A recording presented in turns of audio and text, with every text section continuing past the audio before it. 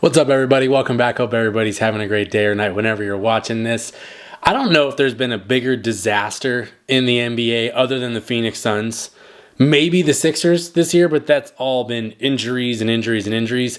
The Suns just feel like they've been a disaster for like the last two and a half years. Ever since the whole Kevin Durant trade, this team has just been underwhelming. And when you say you have a team with stars like Kevin Durant and Devin Booker on there, you would think that they would at least be in the top 5 seeds on average, right?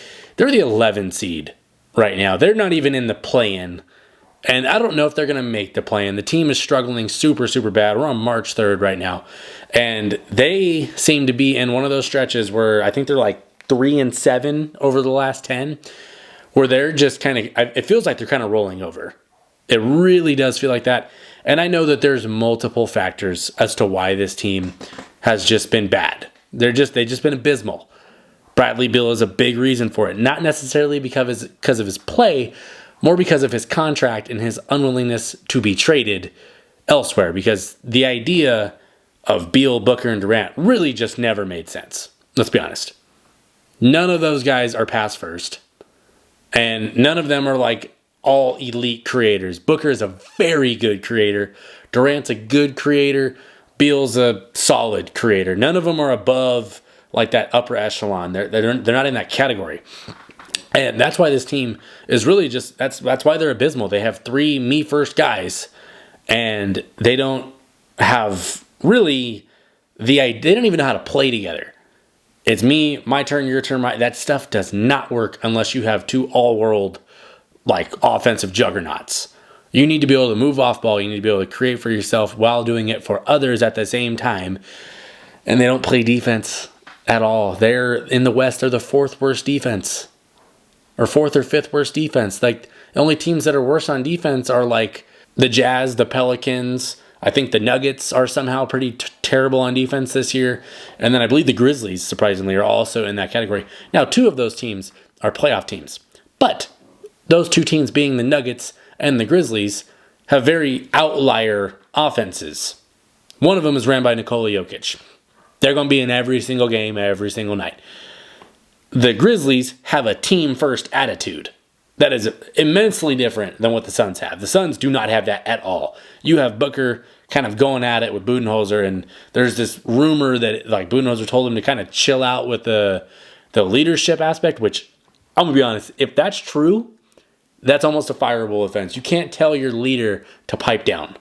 It's not how that works, especially when the team's playing like ass.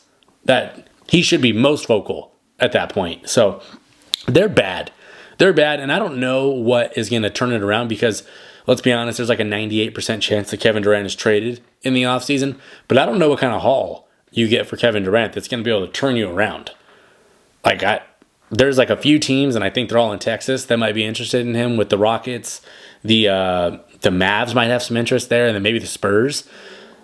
Ultimately, I don't know what those teams give you that is going to make you super optimistic about the next year.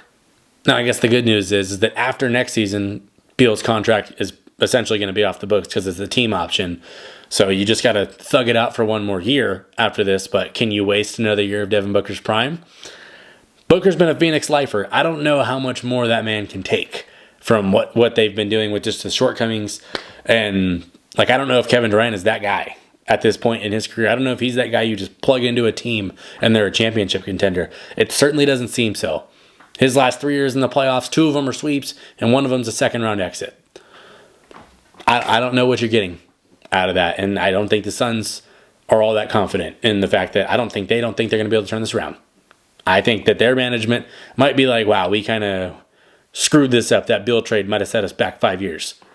And, you know, they could have had a team with just such a better construction, but they just buried it going for this big 3 idea. And these big 3s, man, they never work out. Like, unless you have guys 4, 5, and 6 that are also really damn good, like a Boston, big 3s, they don't survive in today's NBA. They really don't. Like, name the last successful one. It's probably going to be a while before you get there, other than maybe the freaking Warriors. So I don't get it. I don't know what Phoenix can do to turn this around. I'm not optimistic for their future. Like, this could very well be an offseason where Kevin Durant requests a trade and Booker says, screw this, I'm so over it, and he's on the way out. They could be, at the end of 2026, none of these three could be here. Now, I think Phoenix fans would say, above all else, we're keeping Devin Booker, and I absolutely would not blame you for that because he's kind of the embodiment of the Suns at this point. He is the franchise. He's the main guy.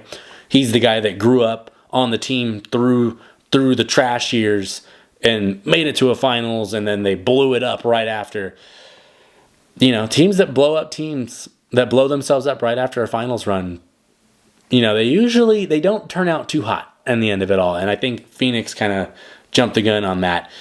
I think Matt Ishbia being the owner, like, he was super into it, but I think he was too involved with things. It seems like they went for every home run possible instead of making the smart plays, making the smart additions. Like, they have good players on the team around. Like, Tyus Jones in other situations has been good. Royce O'Neal in this situation, I think, has actually been pretty good. Grayson Allen in other situations and in this one has played okay. He's not a defender, or he's not a lockdown defender, but he can play, and he spaces the floor at an elite level. One thing they really haven't had is a big that is like that. Nick Richards has been cool, but ultimately they just have too many players that overlap with what they do and not enough diversity on their team. And being a bottom 5 defense in your conference, you're probably not going to be very good if all your offensive guys do the exact same thing.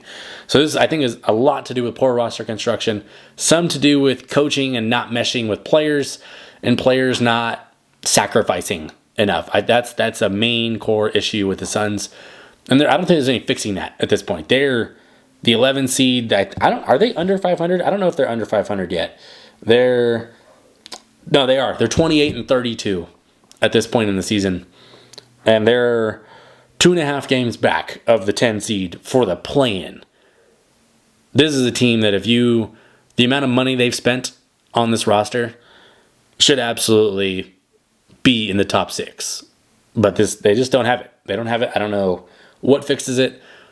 I want to know in the comments, if Suns fans, what you guys think fixes this. I personally do not see any avenue this season that is going to save them, or at least make it like we're going to be a hard-fought playoff series. I don't think they have that this year. They very much so look like a team that is rolling over. Like an 11-20 away record, everybody above them has a better away record. Dallas 13-17, Minnesota 16-15, Sacramento 16-14, Golden State 15-15. They're outside of 3 teams below them. They are like the worst away team in the West. You're not going to win much in the playoffs if you make it in as an 8 seed or a 7 seed, because all your majority of your games are going to be on the road. I'm not feeling the Suns. Let me know in the comments how you're feeling. If you're new to the channel, please subscribe if you like this kind of content. Please like the video. I can't see an avenue where they figure this out. I feel like they've burned it. They might have burned some of Booker's prime years, and this is just abysmal. They're not fun basketball.